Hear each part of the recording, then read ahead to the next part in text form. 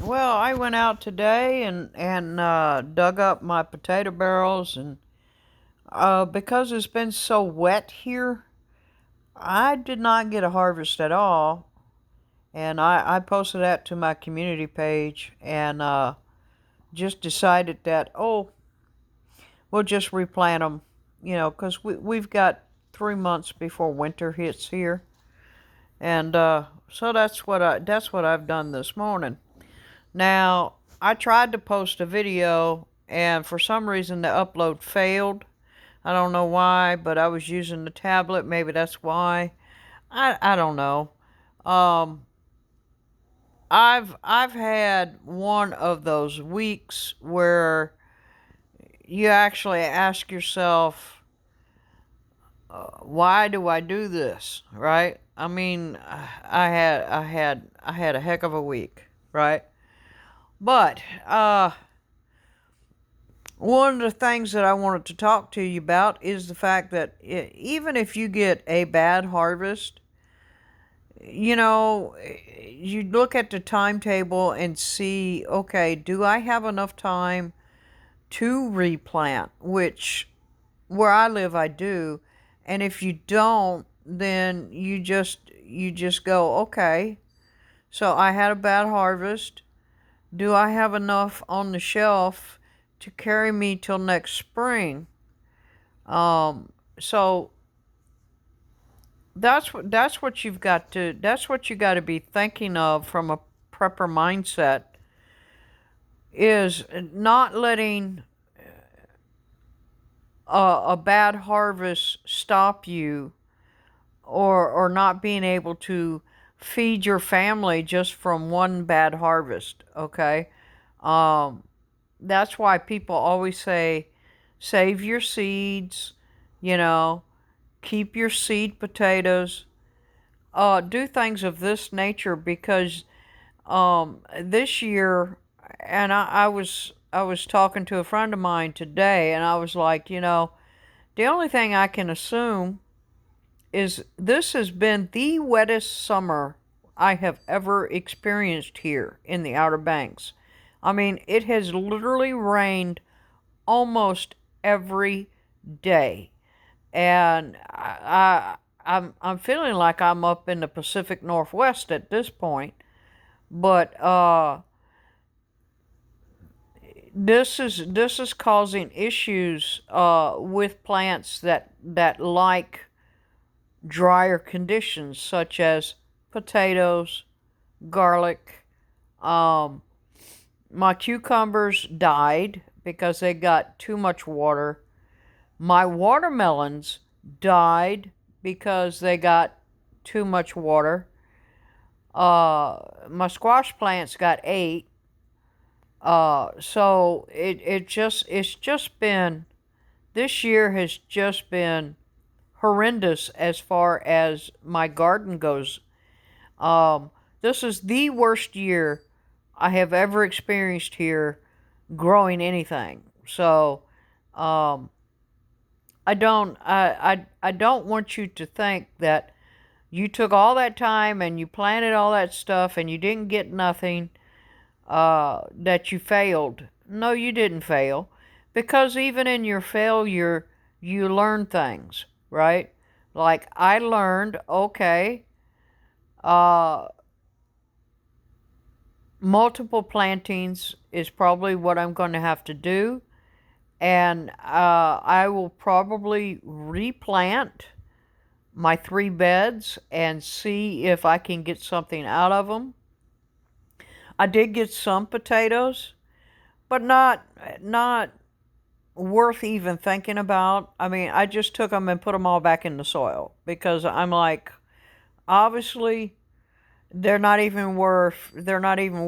Yeah, I got like 3 or 4 of them that were big enough to worry about, but you know, I'd rather try and regrow those and see if they'll grow and take that chance than to have those 3 or 4 potatoes. Now, my lamb's quarters are about 7 foot tall. So my lamb's quarter, I'm going to get a bountiful harvest off of that. I've had a bountiful harvest off of the blueberries. I mean, I've eaten so many blueberries. The dogs have eaten so many blueberries. The chickens have been eating blueberries. And I've still got blueberries on one bush. So they're about done, but very bountiful on the blueberries.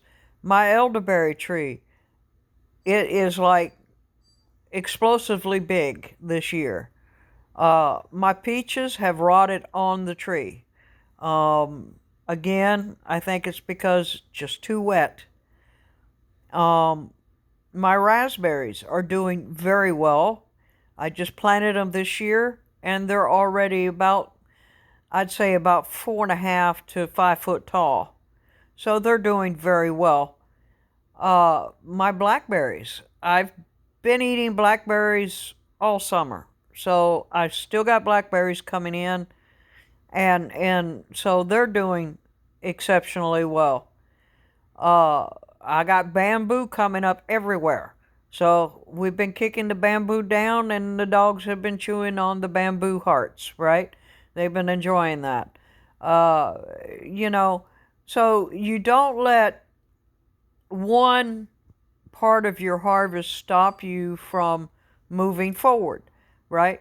Um, this is the time of year, August. This is when you want to start planting your fall harvest and such things as your carrots, right? Your kale, your cabbage, things that are going to be okay with possibly colder weather when you harvest. Um, this is also the time of year that you want to start thinking about planting your garlic for spring harvest because garlic grows over winter. Um, so I just wanted to let you know that yes, I have bad harvest. Okay, I don't want anybody out there to say I had such a beautiful, bountiful harvest. Everyone I've been talking to this year is having problems with their gardens. They got nice big green beefy tomato plants, no blossoms, which means no fruit. They got nice big uh, fluffy leaves on their plants, like their carrots and their potatoes. And when they dig them up, there's nothing there, right? So just take that for what it's worth. It just seems that that's across the board. It is not just me experiencing that, it's just all the way across the board. And yeah, yeah, just keep moving forward. On the other hand, reason I didn't go to West Virginia this weekend is I been waiting on my brake kits to come in so I can put the brakes on the truck because right at the moment I have I guess they call it a rotor. It's the big disc where the brake pad hits against against that disc, and it's what causes you to stop. It has a groove in it because uh, it's been the jerking sensation that I've been feeling has been a brake engaging and disengaging at will. So there's something wrong with that caliper, and it's pretty much I'm almost metal to metal on that one caliper. So that's the sensation I've been feeling off and on.